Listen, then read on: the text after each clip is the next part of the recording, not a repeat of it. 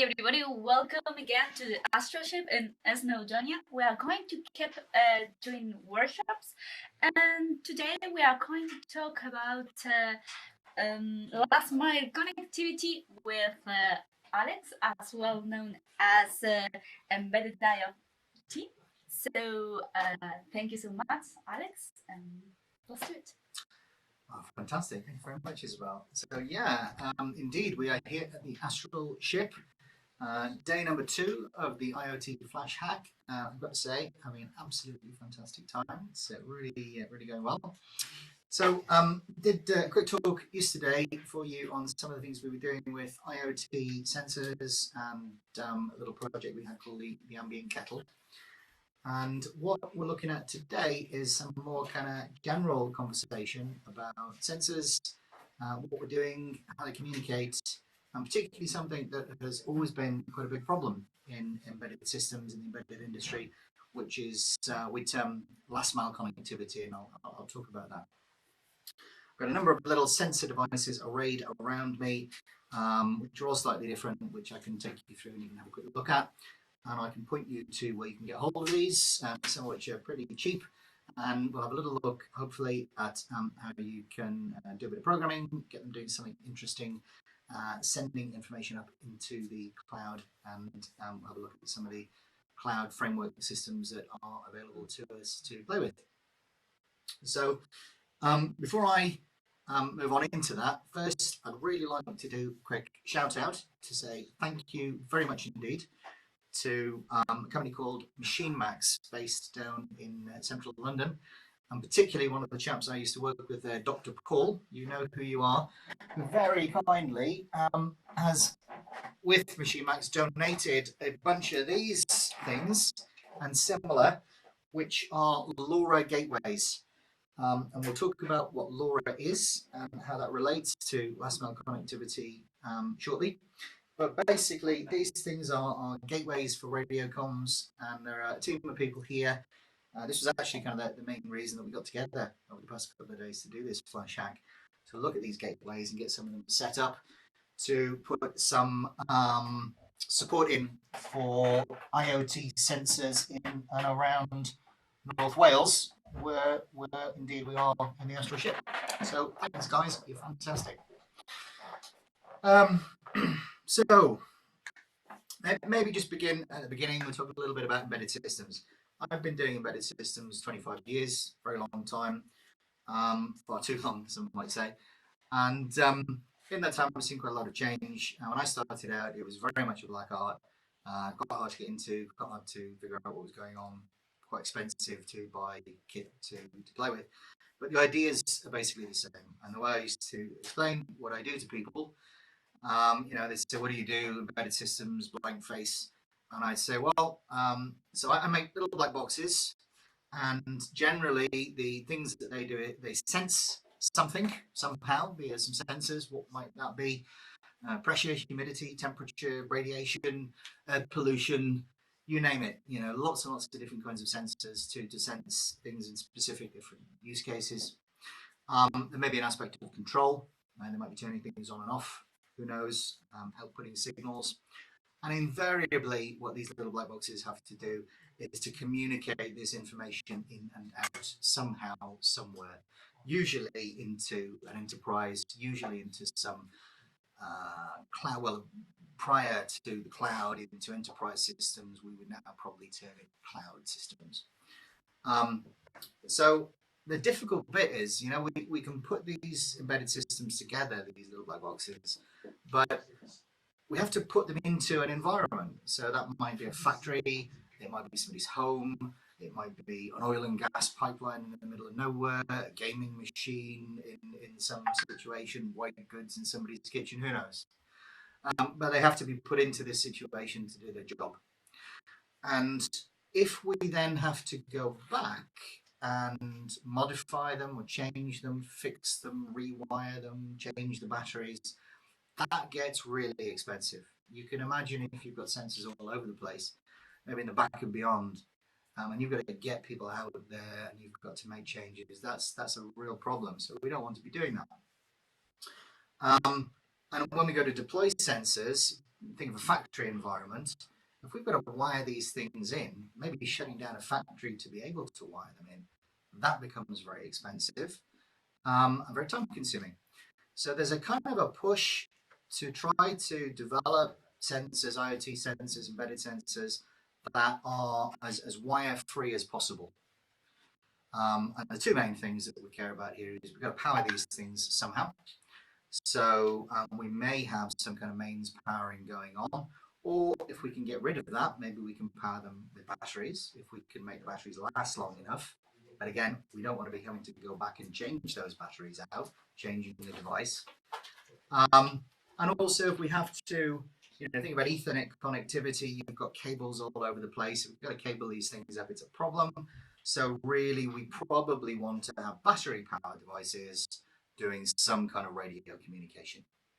And we want them to last long enough that we can put them into a situation and basically let them do the job and forget about it. So you're talking multiple years, really ideally 5 or 10 years lifetime on these things if possible. Depends on the use case, of course. So the push has been for a long time. How do we enable radio communications with these IoT battery-powered devices? And you can think about the kinds of radio that you're used to. We've all got, I imagine we've all got sort of our phones, and these phone devices nowadays, they support your bog standard cellular communications, 2G, 3G, 4, now 5. And they also support Wi-Fi, and they support mostly Bluetooth and flavors of Bluetooth. And all of these different radio standards are developed for particular kinds of purposes, particular kinds of use cases. So cellular communications technology has phones and mobile devices moving around in areas of multiple miles, quite large areas and distances we're talking over here. A Wi-Fi setup, you think about your own home, Wi-Fi will cover a room, a couple of rooms, maybe around the house, depending on how thick your walls are. But we won't go much further than that. And a Bluetooth technology, well, that was originally developed more for what we would call personal area networking, or PAN. And that would be perhaps a phone, and that's connected to a headset or your earbuds. And it's that kind of couple of meter kind of distance. So you can see that we already have a range of standard radio technologies which are quite different in terms of the way that they were developed and the way that we use them. Now, the next thing is that there are three major components to how we would put together a radio technology in terms of what we want from it. One is, and we talked about this, battery power. How long are we going to be able to power this thing for? How much energy is it going to take? Another element is how far do we want to be able to go? Is it just kind of around the body, or across a few rooms in a house, or across the fields and down the road to the next valley along? And then the last of the three components of this kind of triangle, as it were, is how much data do we want to transmit? You're sitting in a house watching Netflix, streaming audio video. It's quite a lot of data. Or maybe you've just got your earbuds on and you're just doing audio, which is much less data, but still significant. Or then when we go right down to IoT devices, these are tending to do what we would call telemetry, with things turning on, things turning off, a reading of a temperature, a change in orientation. This is not a great deal of data, an on or off is 1 bit. Or bits, bytes, tens of bytes, that kind of area is where we're in with standard, usual IoT sensing, although things are slightly changing nowadays. So Wi-Fi is quite power hungry. You really need your laptop or your phone. That's only going to last maybe a day or something. That's not going to last a great length of time, but you can move quite a lot of data over Wi-Fi. Bluetooth, less power hungry, doesn't really generally go as far, though it can be made to, doesn't generally carry as much data. And cellular technologies will go quite far in terms of wandering around cities and towns and villages. So getting back to where we began with this effort to put IoT devices in places easily and without too much fuss, this last mile connectivity to get data in and out of them, and that's where the difficulty is. A lot of people, and myself included, over many years have used cellular technology because it really has been one of the only options that we've had to be able to deploy IoT devices in lots of different kinds of locations, because we have lots of cellular coverage all over the country and indeed all over the world with slightly different standards. I don't know if you can see some of the devices that we have on show here, but one of them in the center of the pile is in fact a little cellular modem. It's a 2G cellular modem, so quite old school. And that's connected to, I keep talking about these expressive parts, ESP32s and ESP8266s. Love these things, cheap as chips, really nice little microcontrollers. And this board I'm going to be talking about later on is called a T-Call, which enables us to get our IoT sensor onto a cellular network. So that has been quite the standard way of doing things for embedded engineers, embedded practitioners. The problem with it is that you're leveraging telco infrastructure when you do this. So you have to enter into a contract with a telco, your Vodafones or O2s of this world, and there's a cost to that, entirely reasonably, of course, because they're providing the service, and you pay on whatever basis it might be. You would be aware of your voice minutes or SMS texts or data. A lot of what this is about is data. So you're paying a monthly fee, say, over a period of time for a certain amount of data. And for what we need for IoT, which can also be termed machine to machine or M2M, we don't need a lot of data, and yet we're paying quite a lot for the privilege of using this data over periods of time. So that's a little bit difficult, and it's difficult to set up because we've got to get SIM cards and we've got to put these into individual devices and provision them and onboard them. Lots of messing about. Now, there are some interesting developments with that, which I'll come back to.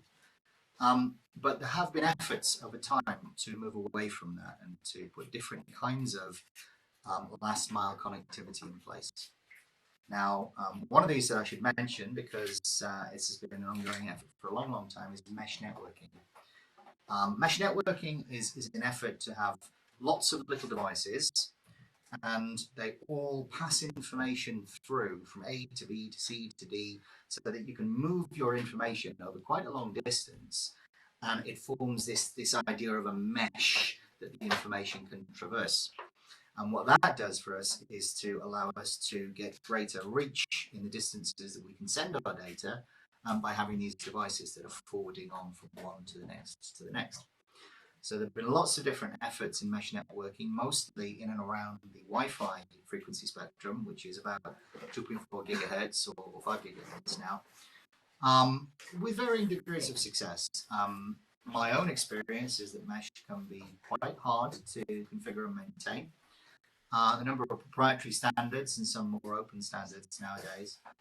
And there's quite a difficulty in making it work, not least because if a mesh network is to function well, the nodes in the mesh network need to be forwarding packets of data, information. And to do that, the radios have to be on.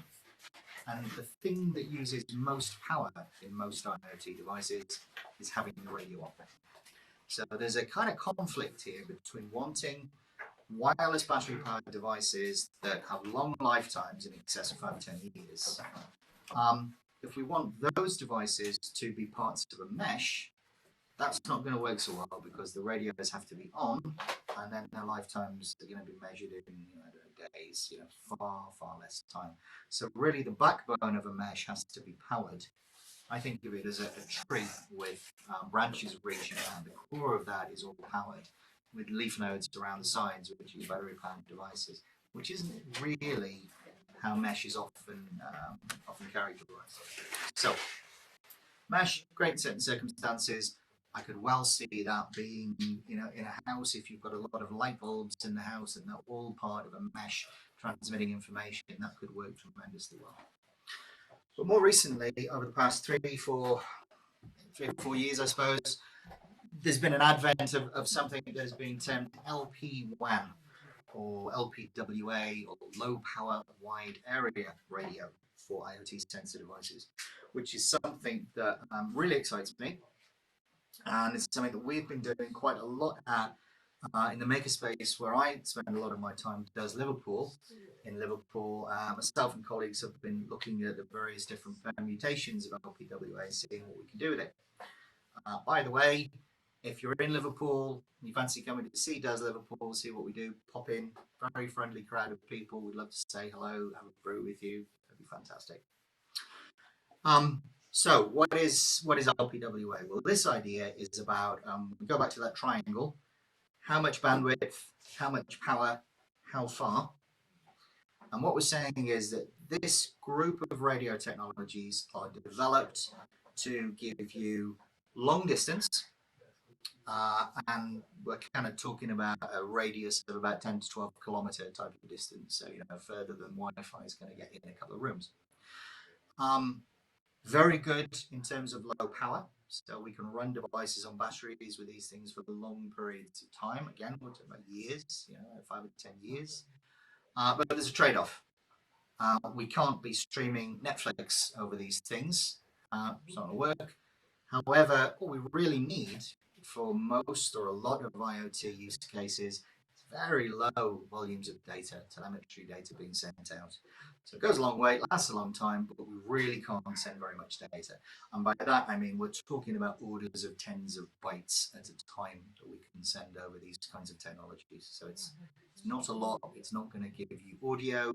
It's not really even going to give you sending a JPEG image from A to B. It's just going to tell you if your switches are going on and off, what your temperature readings are like, whether ground has fallen over in a house, those kinds of things that you care about. So there are 3 main radio standards I'm aware of that we've been looking at. One is LoRa, which has a software stack with LoRa WAN on top of it, so LoRa WAN. Another one is called NB-IoT, and there is a third one out of France, which I haven't really investigated too much, so can't comment too much on, which is called Sigfox. And these are kind of the 3 main players that I'm aware of in this space for telemetry for IoT sensor devices, for last mile connectivity. So what I'd like to do is to talk a little bit about the characteristics of LoRa and similarities and differences between that and NB-IoT. Now, LoRa is, I think it's long range, low rate radio. This is in open spectrum, open radio spectrum. So what that means is that anybody can come along with some LoRa kit, a LoRa gateway, and set it up and provide some coverage and connect sensors to it, and off they go. There are some rules you have to play by, but basically anybody can go and do that. And that's exactly what has been happening over the years. There's a kind of bottom-up, open source, ground-swelling movement of individuals who've wanted to provide blanket coverage around the world for sensor devices. So they've been getting together. Again, there are numbers of different organizations, but one of the preeminent ones is called the Things Network, or TTN, which I think came out of a crowdfunding campaign originally. They've been doing great work. They've got frameworks in the cloud. They've got reference devices. They've got gateway reference devices. And you can basically just get one of these things and plug it in and get some sensors up and running, and you can be sending information very, very quickly into their cloud systems, which indeed some of the guys over in the other side of the room are doing now. Very little to stop you doing that. Now, conversely, there's NB-IoT. NB-IoT is narrowband Internet of Things, NB-IoT devices. That's on restricted spectrum. So I can't just go and be transmitting information on that without appropriate licensing. So this is something that is very much more in the domain of established big telcos, your Vodafones and your O2s. And indeed, these guys have been rolling out NB-IoT coverage around Europe and in the UK over the past couple of years. We've got some excellent coverage up in the northwest. We've been doing a lot with this in Liverpool, working very closely with Vodafone on the west side of the country. O2 do a lot on the east side of the country. And it's a similar kind of thing. It's a low data rate radio technology that we can connect sensor devices up to, we can get information in and out and into the enterprise, into the cloud. Now, because this infrastructure is being provided, is licensed and provided by telcos, again, you have to pay for that service, of course. So you enter into an agreement with the telco for your sensor devices to use NB-IoT, and off you go, and you'll be sending certain amounts of data through that network, and that works very well. Thank you very much. So for me, and this is only my opinion, but I see LoRa as being more of a kind of a put it together yourself, put the coverage where you need it to be, get going, and off you go. But there aren't really, or haven't been, certainly with sort of public access free LoRa, you don't get the guarantees there. So, you know, if you're going through a gateway that an individual is hosting on their house and it breaks, or they decide they're no longer interested, you can't do very much about that. Neither should you be able to do much about that, because this is offered out of the goodness of the heart. However, you can go to private LoRa networks and pay for that service. I haven't done that, can't really comment on that. Or you can go to the likes of the telcos who provide the NB-IoT, and they will give you contractually, you know, quality of service and guarantees and so on and so forth. So you kind of pays your money or you don't, and you take your pick, you make your choice. I see both of these as having a lot of value, but you would go different ways depending on what your use case is, what you need. Sure, Sigfox is the same. I can't really comment on that because I haven't used it. So that's essentially the nature of what we're doing with LoRa and with NB-IoT, and we've been quite happily putting some projects together for that. I have one here that I can show you, which is all of it Heath Robinson. I don't know if you can see that from here, but this is based on a LoRa board. Have I got one of these to show you?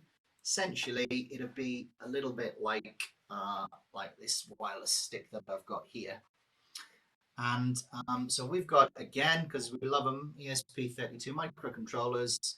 It's got a LoRa chip on it to enable us to do LPWA communications. You can see an antenna. There's a little battery pack in there, and there's a switch.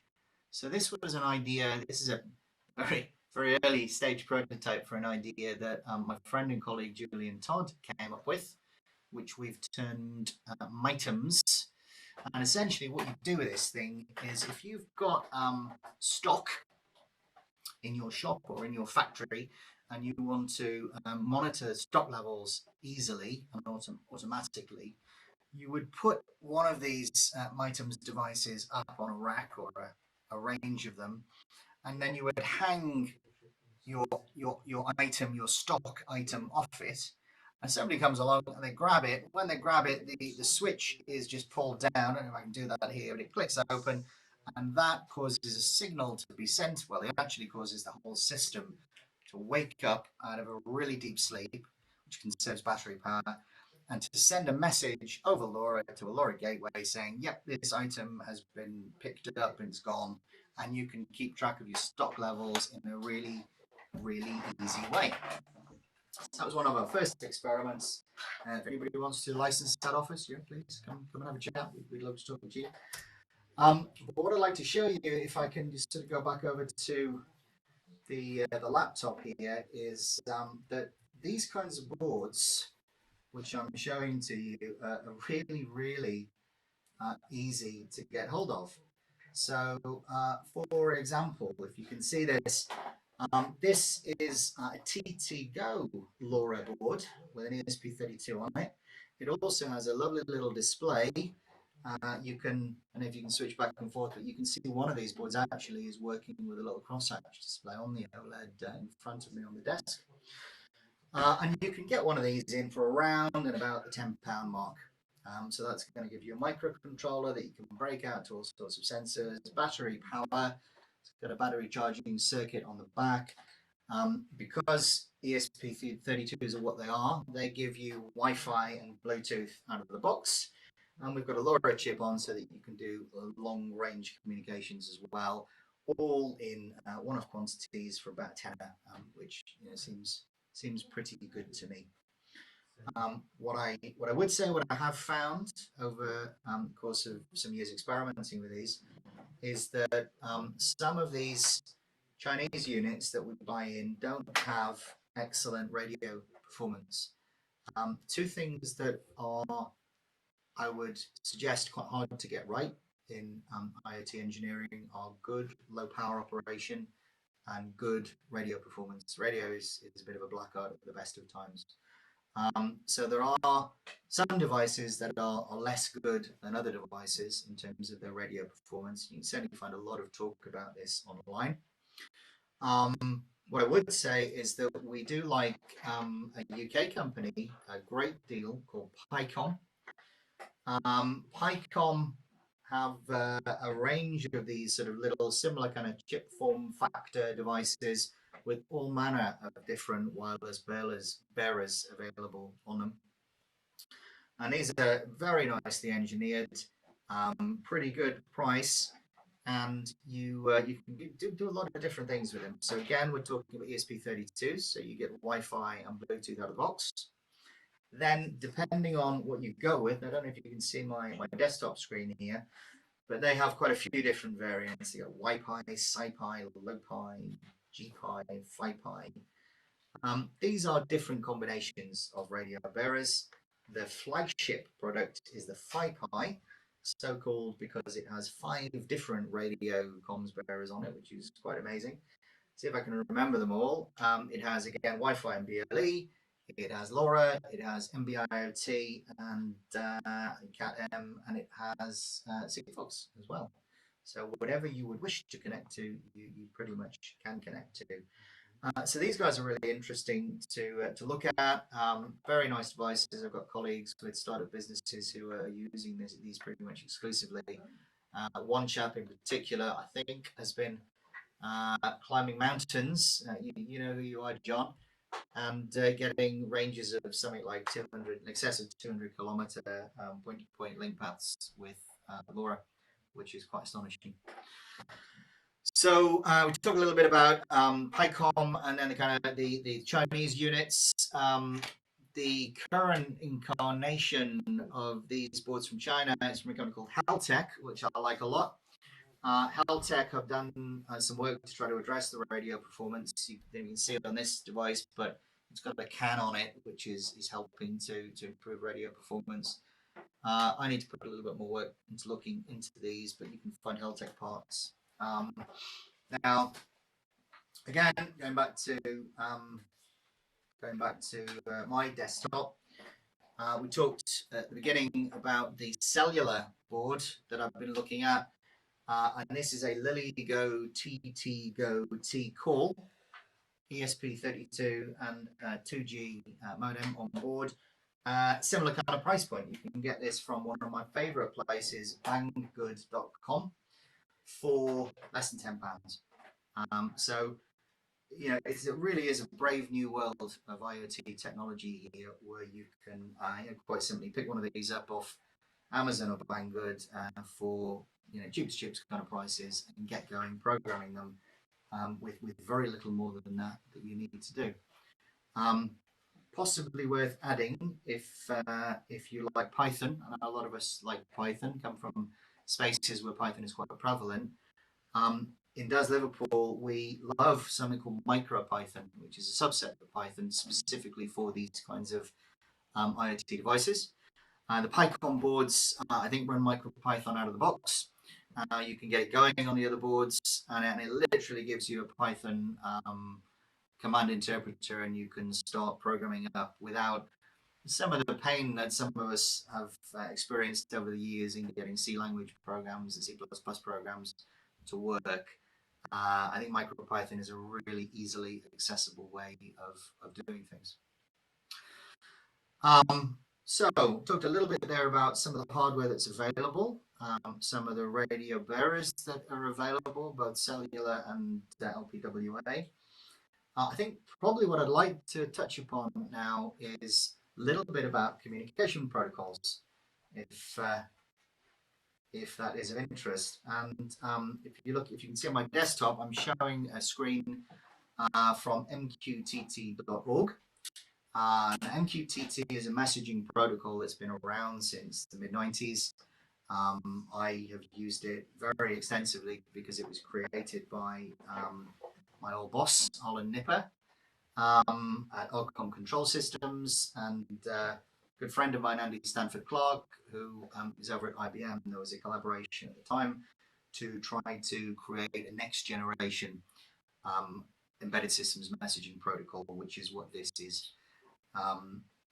Without spending a lot of time on MQTT, we could talk about it for some time, but basically what it tries to do is to get your information from A to B in an assured way so that you can be happy that it got where it needed to go to configurable levels of assuredness.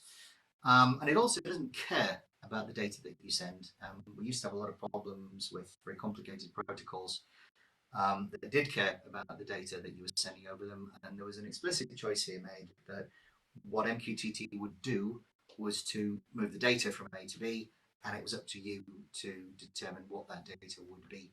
So it'll carry anything. You can carry plain text or JSON or XML or binary, whatever your personal preference is.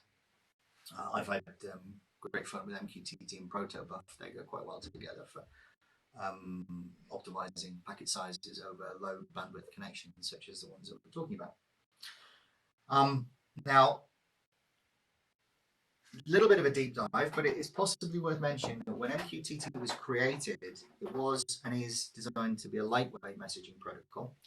And for those who get involved in communication stacks, it leverages and requires TCP out of the TCP/IP stack. So, basically, if UDP, TCP, UDP packets are fire and forget. They will get there or they will get dropped. You don't have any control over that. Depends on what the internet is doing at the time. TCP is designed to create a connection, a stream between 2 points, and to manage the things that you need to happen in that stream, like packets being fragmented and packets being received out of order and reassembled. And the decision was made that MQTT, instead of recreating the wheel, would use TCP to provide these things that were needed, and then MQTT would add on this level of object messaging and assuredness of delivery, and that's exactly what MQTT does, and it's great for that, and it's used very extensively in all these kinds of devices. That said, we also have, if you believe Gartner, which I do, we've got tens of billions of sensor devices being deployed everywhere, smart sensor dust all over the place.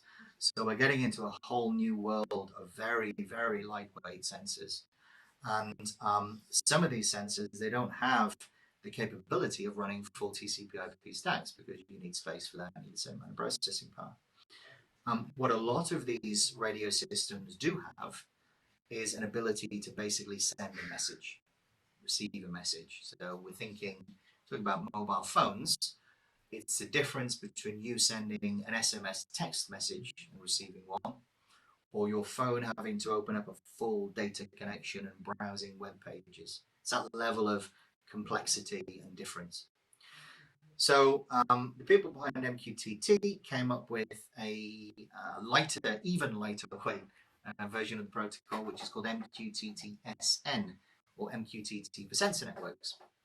And the main thinking was this wouldn't need TCP. It would be as close to using MQTT as possible, but could be used on even more lightweight devices. So we've been playing around with MQTT-SN for a bit now. It's not yet, I think, gained the traction that it will, but I think it's going to be a very big thing in the fairly near future, not least because we can run it over, going back to TCP stacks, we can run it over UDP if we want, or we can literally send it over NB-IoT messages or SMS. We can send SMS messages. Very, very lightweight. So what I'd like to do now, having talked a little bit about these messaging protocols, is I suppose very briefly consider going back to cellular and the difficulties we had with cellular, because we're using data, we're paying for that data on a monthly basis, and certainly if we bring TCP/IP stacks and bringing up data connections and this equivalent of browsing for web pages, quite a lot of data going backwards and forwards. We don't want that. We don't need it really for a lot of use cases where it's just something going on and off. So what about instead we do something simpler?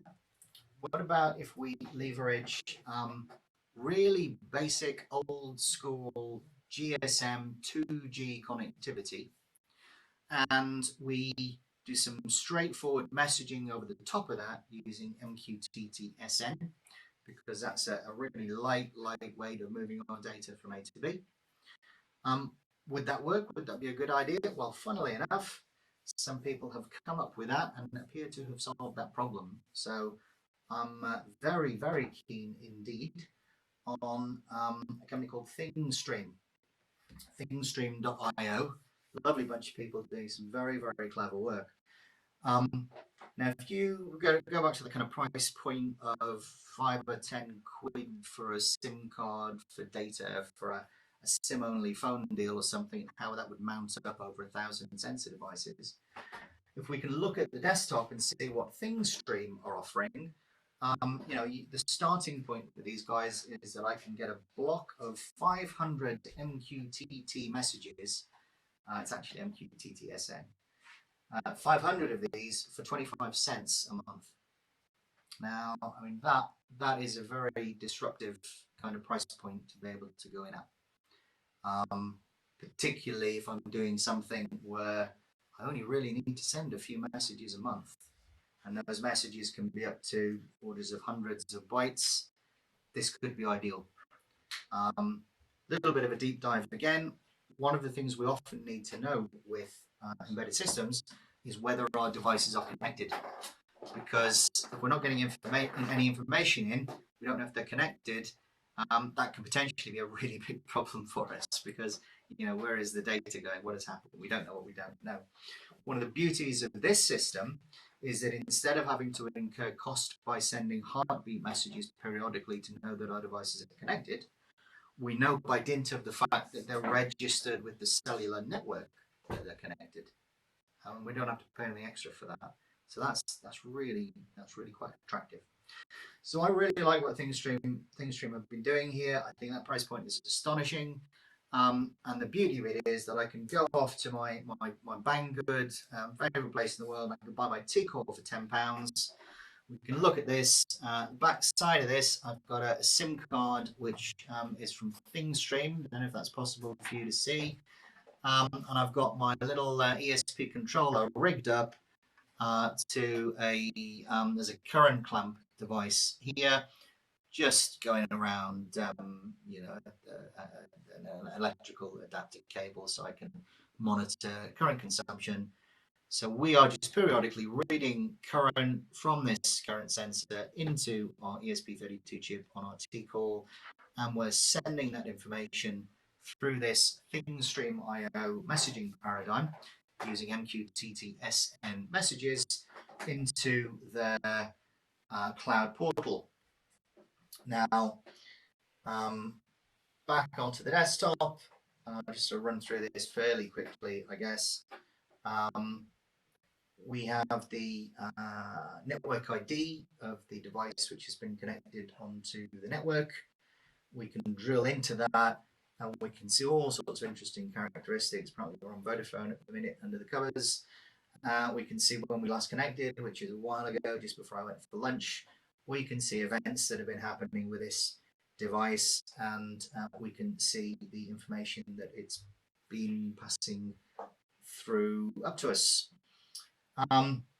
Again, one of the beauties of the way these guys have put this together is that they're using publication subscription topics, which I won't dwell on too much, except to say that we publish on a certain topic string, and then we can look for that topic string, and we can put flows together to deal with that information in the cloud.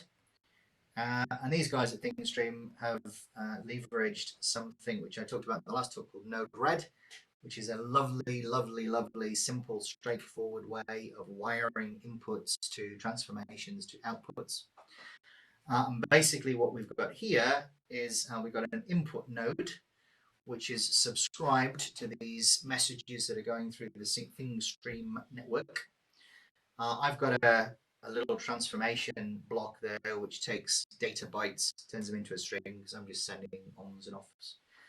And I don't need to do anything magical with it. I just wanted to output that debug information so that we could try and have a look and see what was happening.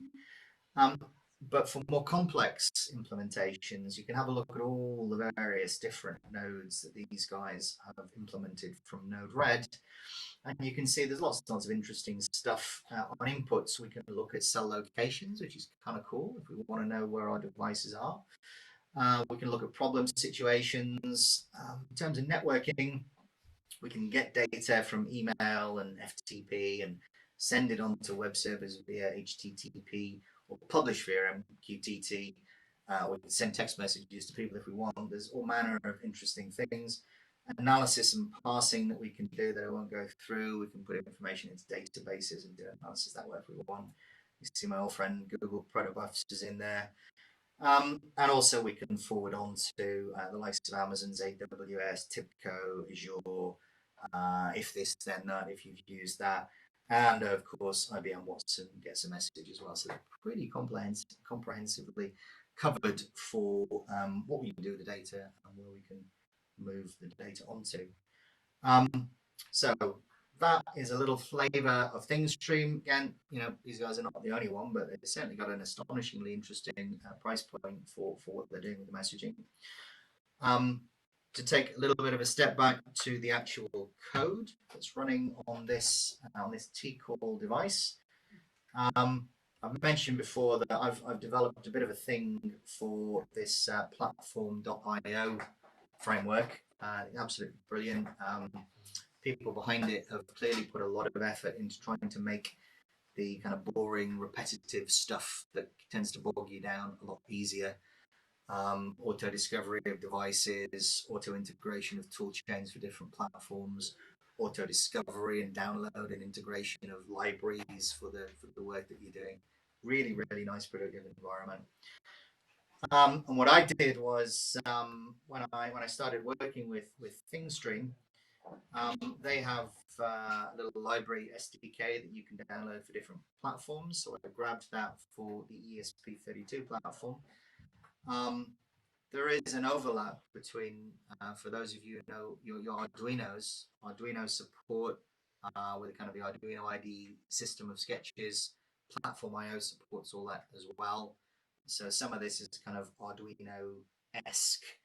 I've pulled in the support from ThingStream, added in some bits and pieces, and we've basically got setup of the modem device, which is the SIM 800L on this board, via, for those who know about modems and AT commands, basically implemented the AT commands to make use of this. Very nice little library called TinyGSM. You might want to look at for that type of thing. That came in quite handy. And essentially what we do is we get registered up onto the network, onto ThingStream, and we can sense what's going on with the current consumption that's going through our current sensor, our current clamp, and we sort of publish on or off messages. So what I'll do is I'll go over to build that particular piece of software within Platform IO. That shouldn't take more than a moment. Let's sip a tea while we do that. It's not started, let's kick it off again. Yeah, so that's built. Oh, something or other's gone wrong.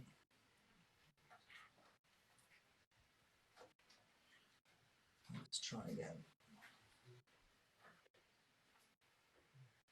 No, must have been a typo on my part. So that's built. Again, it's lovely. It integrates all the tooling to do the firmware upload and everything inside itself. So what we'll do is we will upload and monitor. Now what it's doing is checking that it's built. It's connecting over USB to this T-Call device. It's writing the firmware into the flash. It's going to start running it.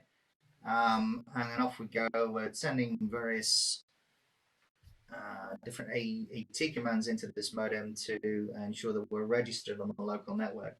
Now I've been having a bit of trouble with this, so I'm hoping that it's going to work out okay.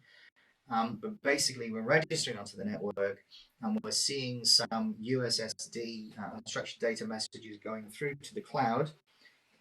We've got a connect OK message there, which is a good sign. And so what is happening now is internally, ThingStream is registering itself up. You see we've got a registration message. I think we subscribe to a topic next, and we'll probably try and do a publication. If I move over to ThingStream, you can see, if I go back to our, let's clear that down, go back to our devices. There we go. If I refresh this page, we should see, yeah, so last seen, this is UTC time, whereas we're BST. So it's just been seen back on the network. There's a set of events that have just come through. Yeah, so we've subscribed to some topics and so on and so forth. And we should have been doing some publications, which then will go through to the flow that I set up for you to see. And look at that, we've got an on and we've got an off now that's just come through 16:13. For anybody who wants to verify that in this pre-recorded video, it is actually that time now. And what's happened is that it's come into the input node on the topic subscription here, connected through and converted the bytes that I'm sending from the T call to a little string, and I'm just debugging that output, and it turns on and it turns off. And that's basically it. So we've got really low cost ESP32 and other based chips that we can use very easily with free tools. We've got a range of different LPWA technologies and cellular technologies we can use to move our data around. We've got some astonishingly good pricing on messaging over 2G cellular. And incidentally, for those who know and are worried about 2G being turned off in the future, this also works over other carriers like NB-IoT. And then we've got the frameworks in the cloud to receive that data and to allow us to manipulate it and move it around and forward it on to pretty much anywhere. And so that is how we do last mile connectivity for IoT devices. I hope that was interesting.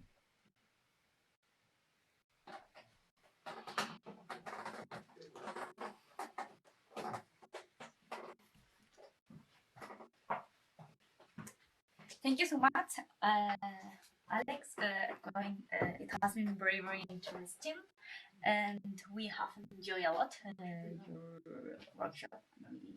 We would love to know a little bit more about. Probably you can ask us if this technology is possible to use to anyone, or you have to have a specific capacitation to use them. That's a good question. I would say, yeah, certainly the basic ideas that I've tried to describe today, I don't think have changed very much. We're sensing things, we're moving data around. That's really all I've been doing for 20 odd years. So funnily enough, it's kept me interested. I think the difference now is that it's very accessible to anybody. As I was trying to get across with some of these devices, they really are pretty cheap to get hold of. They're easy to get hold of. A lot of what's happening is standardized and supported with tooling that is free. You used to have to pay a lot of money for this stuff, and you can now just download it and get going. Now, admittedly, some of what's behind this might take a little bit of effort to get going with. What is MQTT? How do you do these kinds of things? But I would say that there is a huge amount of open source example and a lot of training material that people have put together, beginning with Arduinos and how to do Arduino sketches and moving into libraries and platform IO that really, really, really help to get people going with this stuff. So I would say, get some of this, dive in, get going. If you're not so sure about coding in languages like C, don't worry about it. Have a go at Python, MicroPython. I think you will find it very accessible. Perfect. So you more or less have asked the question a little bit, but what do you recommend to someone that wants to start to use open source technologies? Oh, yeah. A couple of different things. I mean, I would say certainly that again, there's a wealth of information out on the internet via Google. Um, I would actually say, in many ways, what's helped me the most is engaging and talking with friends and colleagues and peers who are interested in this stuff. So I would actually say, if you can, look around for a local makerspace. It's a fantastic place here, the Astral ship, of course. In Liverpool, we have Does Liverpool. There are wonderful places everywhere popping up now in Manchester and London and all over the place. Google for makerspaces or hack spaces is kind of more of the American term. And go. Generally people are very, very friendly. In Does, we have an open evening. Well, aside from COVID, obviously we're kind of virtual at the minute, but we have an open evening every Thursday. We have a Maker Day, the second Saturday of every month. And the idea is to enable people to get together and connect and play with technology or creativity, non-tech creativity very much as well, I should say, with sort of wearables and that type of thing.